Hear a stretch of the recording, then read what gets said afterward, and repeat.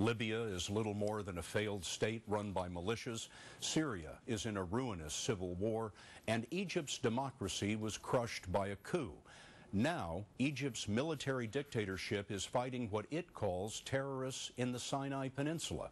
Rebels there want to establish a strict Islamic state. The battle has gone largely uncovered until now. This is what Egypt's war on terrorism looks like up close. These propaganda videos by Islamic extremists document one attack after another on Egyptian security forces. These are the people behind those attacks. In the desert along the border with Israel, a funeral was held for 4 militants killed last summer, their bodies draped in the black flag of militant Islam. The imam called for jihad against the Egyptian government and Jews and Christians across the world. We will show you the fires of hell, he shouted, in each and every country. Egypt's military has launched a major offensive in this remote and impoverished part of the country. Journalists are strictly prohibited from traveling into Sinai, so we went in undercover. We saw house upon house leveled, cars and tractors burned, evidence of a scorched earth policy by Egyptian forces. The owners of this destroyed home were too scared to appear on camera.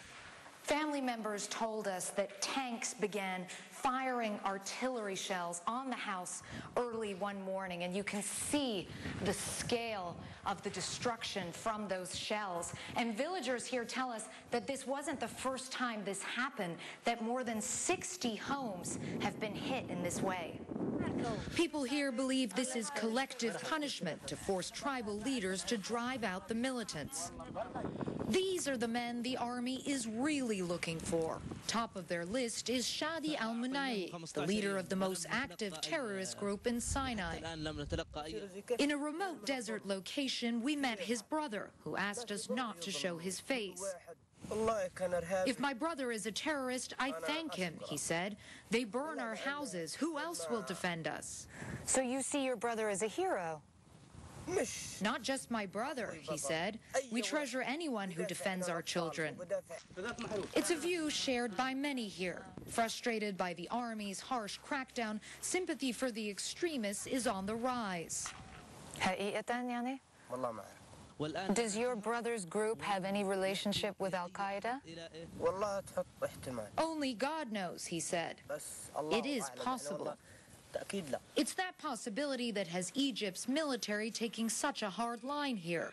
The question is whether that strategy is backfiring. Clarissa Ward, CBS News, Sinai, Egypt. Today in Moscow.